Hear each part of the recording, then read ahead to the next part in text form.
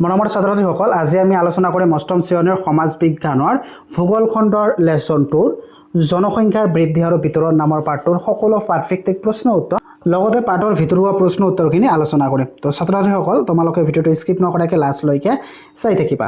তো ছাত্ৰ-ছাত্ৰীসকল, মই এই অনুশীলনীৰ প্ৰশ্ন উত্তৰ বাহিৰেও যিবিলাক তোমালোকৰ পাঠৰ ভিতৰুৱা প্ৰশ্ন উত্তৰ আছে, এই ভিতৰুৱা প্ৰশ্ন উত্তৰখিনিও মই তোমালোকক এই ভিডিঅ'টোতে দি দিম। তো ছাত্ৰ-ছাত্ৰীসকল, তোমালোকে কি কৰিবা, ভিডিঅ'টো স্কিপ নকৰাকৈ লাষ্টলৈকে চাই থাকিবা। তো এইবিলাক প্ৰশ্ন উত্তৰ মই তোমালোকৰ কাৰণে দিম। কি কৈছে ইয়াত, জনসংখ্যা বৃদ্ধি মানে কি, জনসংখ্যাৰ গুণগত বিকাশ মানে কি, জনসংখ্যা বৃদ্ধিয়ে কেনে ধৰণৰ সমস্যাৰ সৃষ্টি কৰিব পাৰে।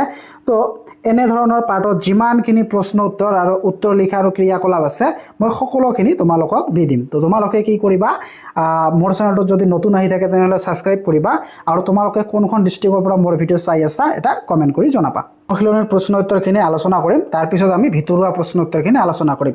তো ইয়াৰ 1 নম্বৰত কি কৈছে, শুদ্ধ উত্তৰটো লিখা। তো ইয়াৰ ক'ত কি কৈছে, কোনটো অঞ্চলত জনসংখ্যা আটাইতকৈ বেছি। তো ইয়াৰ 1 নম্বৰত কি কৈছে, নিৰক্ষীয় অঞ্চল, 2 উত্তৰ মেৰু, 3 পূব এছিয়া আৰু 4 আফ্ৰিকাৰ চাহাৰা মৰুভূমি। তো ইয়াৰ ভিতৰত অপশ্যন 3টো শুদ্ধ হ'ব, পূব এছিয়া।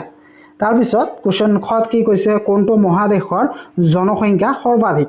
1 নম্বৰত কি কৈছে, ইউৰোপ, 2 আফ্ৰিকা, 3 এছিয়া আৰু 4 অষ্ট্ৰেলিয়া। তো ইয়াৰ ভিতৰত অপশ্যন 3 নম্বৰটো শুদ্ধ হ'ব, এছিয়া।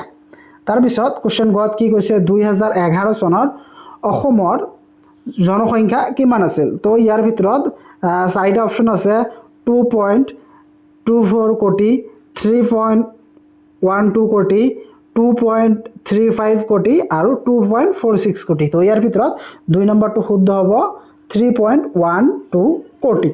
তাৰপিছত ঘত কি কৈছে, তলত উল্লেখ কৰা কোনখন মহাদেশৰ মানুহ স্থায়ী বসতি নাই। তো ইয়াৰ অপশ্যন কি দিছে, এছিয়া, 2 দক্ষিণ আমেৰিকা, 3 কুমেৰু বা এণ্টাৰ্কটিকা আৰু 4 ইউৰোপ। তো ইয়াৰ ভিতৰত 3 নম্বৰটো শুদ্ধ হ'ব, কুমেৰু বা এণ্টাৰ্কটিকা। তাৰপিছত 9 নম্বৰটোত কি কৈছে, পৃথিৱীৰ ভিতৰত আটাইতকৈ জনবহুল দেশ হ'ল 1 ভাৰত, 2 পাকিস্তান, 3 ৰাছিয়া আৰু 4 চীন। তো ইয়াৰ ভিতৰত কোনটো শুদ্ধ হ'ব, 4 নম্বৰটো চীন। এতিয়া আমি আলোচনা কৰিম 2 নম্বৰৰ খালী ঠাই পূৰ কৰা। তো ইয়াৰ ক'ত কি কৈছে, জনসংখ্যাৰ বৃদ্ধি শব্দটোৱে জনসংখ্যাৰ দেশ বৃদ্ধিক বুজায়। খ পৃথিৱীৰ বেছিভাগ মানুহে দেশ গোলাৰ্ধত বসতি কৰে। গ প্ৰতি বৰ্গ কিলোমিটাৰ এলেকাত যিমান সংখ্যক লোকে বসতি কৰে সেই ঠাইখনৰ জনসংখ্যাৰ দেশ। তাৰপিছত ঘ এখন ঠাই ত্যাগ কৰি কোনো এখন নতুন ঠাইলৈ গৈ বসতি কৰিবলৈ ল'লে নতুন ঠাইখনক প্ৰব্ৰজনৰ দেশ বোলে। তো ইয়াৰ উত্তৰখিনি মই তোমালোকৰ সুবিধাৰ বাবে দি আছোঁ। তো ক নম্বৰৰ খাইডত কি লিখিবা, সংখ্যাগত। জনসংখ্যাৰ বৃদ্ধি শব্দটোৱে জনসংখ্যাৰ সংখ্যাগত বৃদ্ধিক বুজায়। তাৰপিছত খত পৃথিৱীৰ বেছিভাগ মানুহে চহৰ বা নগৰৰ গোলাৰ্ধত বসতি কৰে। কি খালিডত কি লিখিবা, চহৰ নাইবা নগৰ বুলি লিখিবা। তাৰপিছত গড় খালিডত কি লিখিবা, ঘনত্ব। প্ৰতি বৰ্গ কিলোমিটাৰৰ এলেকাত যিমান সংখ্যক লোক বসতি কৰে সেই হৈছে ঠাইখনৰ জনসংখ্যাৰ ঘনত্ব। খালিডত কি লিখিবা, ঘনত্ব।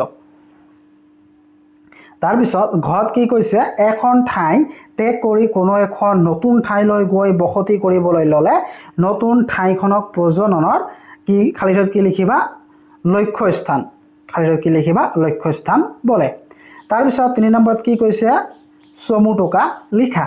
তো ইয়াত ক'ত কি কৈছে, মানৱ সম্পদ উন্নয়ন। তো ইয়াৰ চমু টকা লিখিবা তোমালোকে এনেদৰে, কি মানুহৰ শিক্ষা, কৰ্মদক্ষতা, কাৰিকৰী কৌশল, বুদ্ধিমত্তা আদিয়েই মানৱ সম্পদৰ গুণগত বৈশিষ্ট্য।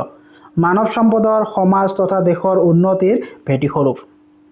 সমাজৰ সকলো শ্ৰেণীৰ লোকৰ বাবে সম্পদ, শিক্ষা, স্বাস্থ্য, উপযুক্ত কৰ্মসংস্থাপন আদিৰ ব্যৱস্থা যথাযথভাৱে নিশ্চিত কৰাটোৱেই মানৱ সম্পদৰ উন্নয়নৰ মূল চৰ্ত। জনসংখ্যাৰ গুণগত বিকাশ হ'লে মানৱ সম্পদৰ বিকাশ হোৱা বুলিব বা মানৱ সম্পদৰ বিকাশ হোৱা বুলিব পাৰি। তো ছাত্ৰ-ছাত্ৰীসকল চোৱা, তোমালোকৰ কাৰণে একেবাৰে উত্তৰবিলাক চুটিকৈ আনিছোঁ। তাৰপিছত খত কি কৈছে, জনসংখ্যাৰ থুপীকৰণ। তো ইয়াৰ উত্তৰত তোমালোকে লিখিবা, কিছুমান অঞ্চলত মানুহৰ বসতি অতি ঘন হ'লে ধৰা প্ৰক্ৰিয়াকে জনসংখ্যাৰ থুপীকৰণ বা কেন্দ্ৰীভবন বলে। কি কিছুমান অঞ্চলত কি মানুহৰ বসতি অতি ঘন হলে ধৰা অতি যিকোনো ধৰা এটা অঞ্চলত জনবসতি অতি ঘন, এই ঘন প্ৰক্ৰিয়াটোকে জনসংখ্যাৰ থুপীকৰণ বা কেন্দ্ৰীভবন বলে। থুপীকৰণ মানে কি, ধৰা এটা জায়গাত বহুতো মানে থুপ খাই আছে, এইবিলাক ধৰা মানুহ, তো ইয়াকে কি বলে, থুপীকৰণ বলে বা কেন্দ্ৰীভবন বলে। সাধাৰণতে নদী উপত্যকা আৰু উপকূলীয় সমভূমি অঞ্চলত মাটি কৃষি কাৰ্যৰ বাবে উপযোগী হোৱাৰ বাবে এনে অঞ্চলত জনবসতি ঘন হয়। ঔদ্যোগিক অঞ্চলত দ্ৰুতভাৱে জনবহুল হৈ পৰে। জনসংখ্যাৰ কেন্দ্ৰীভবন ভিত্তিত পৃথিৱীত 4টা বিশেষ অঞ্চল চিনাক্ত কৰিব পাৰি: পূব এছিয়া, দক্ষিণ পূব এছিয়া, পশ্চিম আৰু মধ্য ইউৰোপ আৰু আমেৰিকা যুক্তৰাষ্ট্ৰৰ উত্তৰ পূব উপকূলীয় অঞ্চল। এই 4টা ভাগত ভাগ কৰিব পাৰি। তাৰপিছত গত কি কৈছে, জনসংখ্যাৰ বিস্ফোৰণ। তো ইয়াৰ উত্তৰত তোমালোকে লিখিবা, নিৰ্দিষ্ট সময়ৰ ভিতৰত কোনো এখন ঠাইৰ জনসংখ্যা অতি দ্ৰুতগতি বৃদ্ধি পোৱাটোকে জনসংখ্যাৰ বিস্ফোৰণ বোলে। কি কোনো এখন নিৰ্দিষ্ট ঠাইত দ্ৰুতভাৱে অতি কম সময়ৰ ভিতৰত জনসংখ্যা বৃদ্ধি হোৱাকে কি বোলে, জনসংখ্যাৰ বিস্ফোৰণ বোলে। 19বিংশ শতিকাৰ আৰম্ভণিৰে পৰাই চিকিৎসা বিজ্ঞানৰ উন্নতিৰ ফলত মৃত্যুৰ হাৰ কমি অহাত জনসংখ্যাৰ দ্ৰুত বৃদ্ধি ঘটিছে। 1950 চনৰ পিছৰে পৰা বিশ্বৰ জনসংখ্যা দ্ৰুত গতিত আগবাঢ়িবলৈ লয়। 2008 চনত পৃথিৱীৰ জনসংখ্যা 668 কোটি উপনীত হয়। জনসংখ্যাৰ বিস্ফোৰণৰ ফলত খাদ্য সংকট, পৰিৱেশ অৱনতি, অনাগ্ৰসতাৰ মূল্য বৃদ্ধি আৰু আদি সমস্যাই দেখা দিয়ে। এতিয়া 4 নম্বৰত কি কৈছে, বহলাই লিখা। 4 নম্বৰত কি কৈছে, বহলাই লিখা 80টা মান শব্দৰ ভিতৰত। তো ইয়াৰ কোৱেশ্চনটো কি কৈছে, জনপ্ৰজনন কাক বোলে? ইয়াৰ কাৰণবোৰ কি কি?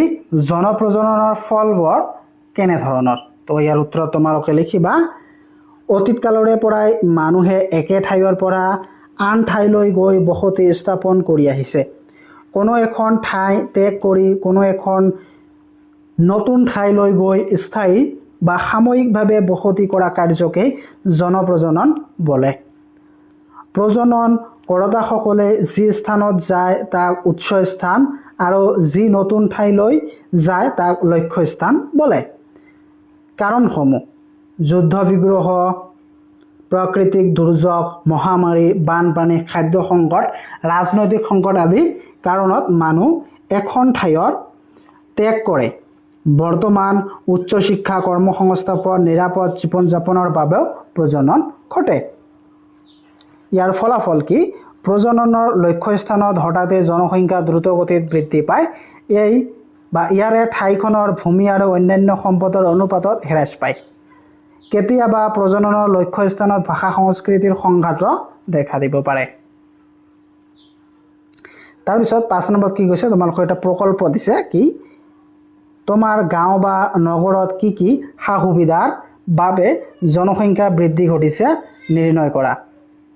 তো উত্তৰ তোমালোকে এনেদৰে লিখিব পাৰা, আমাৰ অঞ্চলত কৃষি উপযোগী মাটি, নদী পানী, যাতায়াত সুবিধা, বিদ্যালয়, চিকিৎসালয় আদি সুবিধাৰ বাবে জনসংখ্যা বৃদ্ধি ঘটিছে।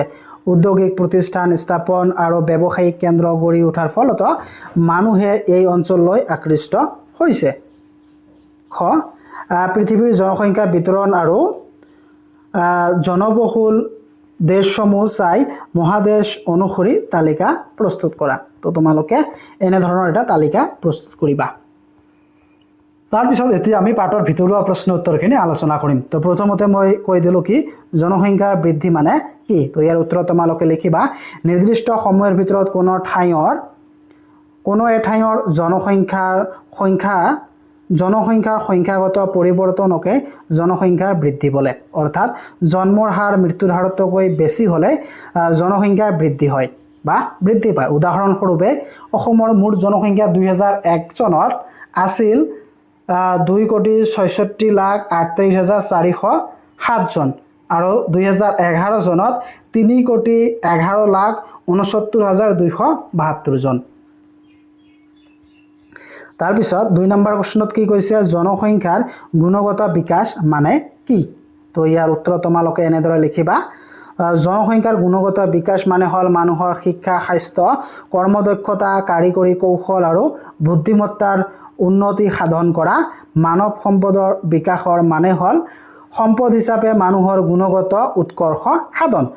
জনসংখ্যাৰ গুণগত বিকাশ হ'লে মানৱ সম্পদৰ বিকাশ হোৱা বুলিব পাৰি। তাৰপিছত ৩ নম্বৰটোত কি কৈছে,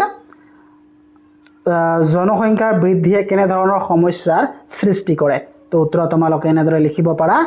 খাদ্য আৰু পানীয় সমস্যা, মূল্য বৃদ্ধি আৰু বাসস্থান সমস্যা, শিক্ষা আৰু স্বাস্থ্যসেৱাৰ অভাৱ, পৰিৱেশ প্ৰদূষণ আৰু প্ৰাকৃতিক সম্পদৰ অত্যাধিক ব্যৱহাৰ, বেকাৰত্ব আৰু দৰিদ্ৰতা বৃদ্ধি। এতিয়া আমি পৃষ্ঠা নম্বৰ ২৭ৰ প্ৰশ্নখিনি আলোচনা কৰিম। ইয়াত কি কৈছে, জনসংখ্যাৰ বিস্ফোৰণ মানে কি? তো ইয়াৰ উত্তৰ তোমালোকে লিখিবা। নিৰ্দিষ্ট সময়ৰ ভিতৰত কোনো এখন ঠাইৰ জনসংখ্যা অতি দ্ৰুত গতিত বৃদ্ধি পোৱাকে জনসংখ্যাৰ বিস্ফোৰণ বোলে। ১৯বিংশ শতিকাৰ আৰম্ভণিৰে পৰা চিকিৎসা বিজ্ঞানৰ উন্নতিৰ ফলত মৃত্যুৰ হাৰ কমি অহাত জনসংখ্যাৰ এই অভাৱনীয় পৰিৱৰ্তনকে জনসংখ্যাৰ বিস্ফোৰণ বোলে। তাৰপিছত ২ নম্বৰ প্ৰশ্নত কি কৈছে, জনসংখ্যাৰ বিস্ফোৰণৰ ফলত সৃষ্টি হোৱা সমস্যাবোৰ কি? তো ইয়াৰ উত্তৰ তোমালোকে এনেদৰে লিখিবা। জনসংখ্যা বিস্ফোৰণৰ ফলত দিয়া সমস্যাবোৰ হ'ল পৰিৱেশৰ ভাৰসাম্যৰ অৱনতি, খাদ্য সংকট আৰু অনাগ্ৰহতা, মূল্য বৃদ্ধি আৰু সংস্থাপনহীনতা, বাসস্থানৰ অভাৱ, শিক্ষা আৰু স্বাস্থ্যৰ সমস্যা, মানৱ সম্পদ উন্নয়নৰ বাধাৰ সৃষ্টি। তাৰপিছত এতিয়া আমি ক্ৰিয়াকলাপৰ প্ৰশ্ন উত্তৰসমূহ আলোচনা কৰিম। ইয়াৰ তোমালোকে ২৩ নম্বৰ পৃষ্ঠাটো চোৱা। জনসংখ্যাৰ বিতৰণ। তো ইয়াত কি কৈছে, জনসংখ্যাৰ বিতৰণ বুলিলে কি বুজা আৰু জনসংখ্যাৰ বিতৰণৰ ওপৰত কোনবোৰ কাৰকে প্ৰভাৱ পেলায় দলত আলোচনা কৰি উল্লেখ কৰা। তো ইয়াৰ উত্তৰ তোমালোকে এনেদৰে লিখিবা। পৃথিৱীৰ বিভিন্ন ঠাইত মানুহৰ বসতিৰ তাৰতম্যকে জনসংখ্যা বিতৰণ বোলে। কোনো ঠাইত মানুহে অতি ঘন আৰু কোনো ঠাইত পাতলকৈ বসতি কৰে। জনসংখ্যা বিতৰণৰ ওপৰত প্ৰভাৱ পেলোৱা কাৰকসমূহ প্ৰাকৃতিক কাৰক, পৰ্যাপ্ত পৰিমাণৰ পানীৰ উপলব্ধ, স্থলভাগৰ গঠন বা আকৃতি, ঠাইখনৰ জলবায়ু, মাটিৰ স্বাভাৱিক উৰ্বৰতা, প্ৰাকৃতিক সম্পদৰ প্ৰাচুৰ্য। মানৱসৃষ্ট কাৰক হ'ল কি কি, প্ৰাকৃতিক বিকাশ আৰু নগৰীকৰণ, যাতায়াত আৰু যোগাযোগ ব্যৱস্থা উন্নতি, শিক্ষা আৰু চিকিৎসা সুবিধা, দেশৰ শাসন প্ৰণালী আৰু ধৰ্মনিৰপেক্ষ নীতি। এতিয়া ক্ৰিয়াকলাপ। ইয়াৰ পৃষ্ঠা নম্বৰ ২৪ত কি কৈছে, জনবসতিৰ কেন্দ্ৰীভৱন বা থুপীকৰণ বুলিলে কি বুজা? সাধাৰণতে কি কি সা সুবিধাৰ ভিত্তিত জনবসতিৰ থুপীকৰণ ঘটে? এটি টোকা প্ৰস্তুত কৰা। তো ইয়াৰ উত্তৰ তোমালোকে লিখিবা। কিছুমান অঞ্চলত মানুহৰ বসতি অতি ঘন, মাজলীয়া আৰু পাতল হোৱা দেখা যায়। যিবোৰ ঠাইত প্ৰাকৃতিক বা মানৱসৃষ্ট সুবিধাৰ ভিত্তিত বসতি অতি ঘন, তাতেই জনসংখ্যাৰ কেন্দ্ৰীভৱন ঘটে বুলি ক'ব পাৰি।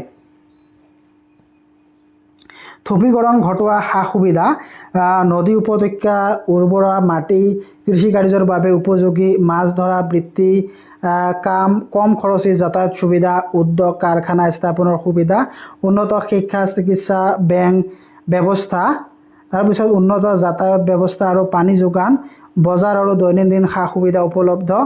তাৰপিছত নিয়োগৰ সম্ভাৱনা বেছি থকা অঞ্চল। পৃথিৱীৰ ৪টা ঘন বসতিপূৰ্ণ অঞ্চল হৈছে পূব এছিয়া, দক্ষিণ পূব এছিয়া, পশ্চিম আৰু মধ্য ইউৰোপ আৰু ৪ আমেৰিকা যুক্তৰাষ্ট্ৰৰ উত্তৰ পূব উপকূলীয় অঞ্চল। তাৰপিছত পৃষ্ঠা নম্বৰ চিত্ৰত মানচিত্ৰ কাৰ্য। তো এইখিনি তোমালোকক বাৰু নালাগে, ইমান দৰকাৰ নাই।